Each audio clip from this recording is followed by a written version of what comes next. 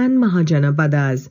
The Aryan tribes began to settle down and cultivate land in the later Vedic period. Surplus production led to increased prosperity and the desire to expand further. This resulted in wars and conquests. Gradually, large states known as Janapadas came into being. The more powerful Janapadas were called Mahajanapadas.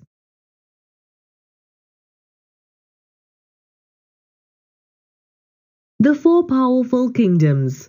The Buddhist, Jain and Vedic literature of 6th century BCE mentions 16 Janapadas. Most of these were situated north of the Vindhyas.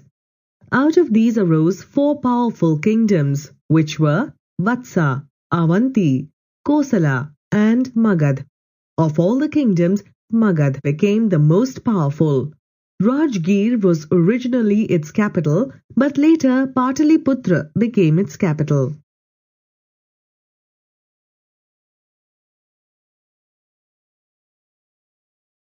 Rise of Magad. There were many reasons that led to the rise of Magad. Magad had very ambitious and efficient rulers. The first important king was Bimbisara. He ruled for 52 years and expanded his territories through conquests and matrimonial alliances. Bimbisara's son Ajatashatru ruled for almost 32 years. He conquered neighboring states and made Magad the most prosperous kingdom in northern India. Magad benefited from its fertile soil. Rivers like Ganga and Son provided water for its daily needs and was also used for trade and transport.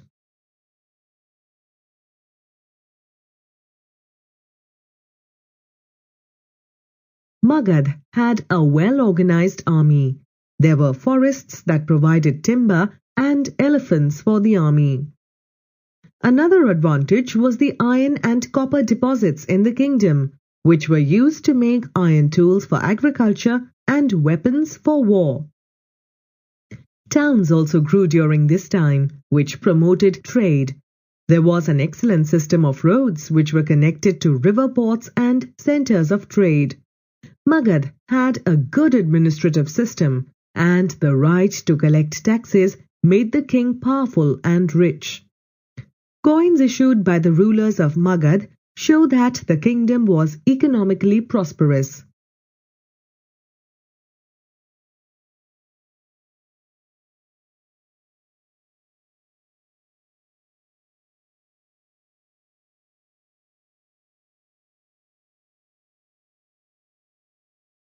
The Nandas.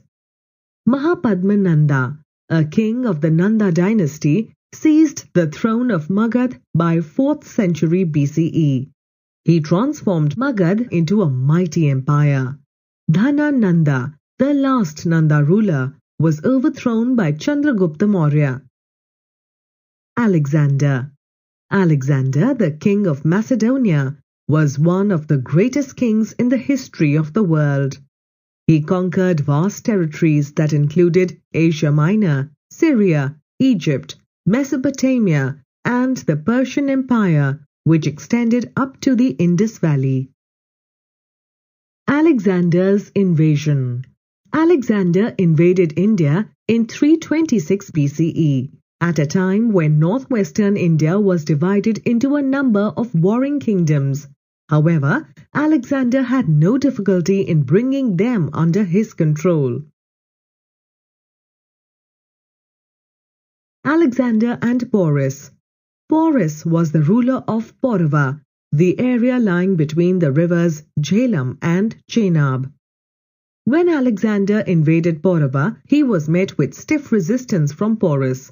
Porus fought heroically but was defeated. Porus was captured and brought before Alexander. Alexander asked him how he would like to be treated. Porus replied, as one king should treat another king. Impressed with his reply, Alexander set Porus free and returned all his territories. They became friends.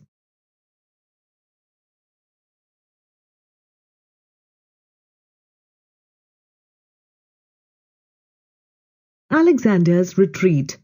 Alexander proceeded to conquer till he reached River Beas.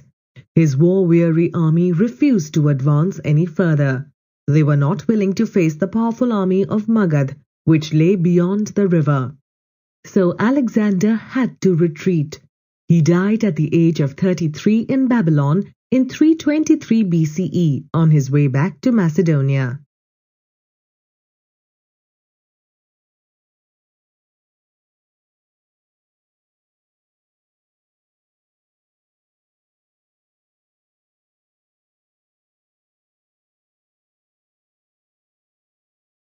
Effects of Alexander's invasion. Alexander's invasion established a direct link between India and Europe. This eventually led to the establishment of 4 different trade routes. The cultural contact with the Greeks led to the growth of the Indo-Greek school of art known as the Gandhar school of art. Alexander's campaigns shattered the power of the small states of northwest India.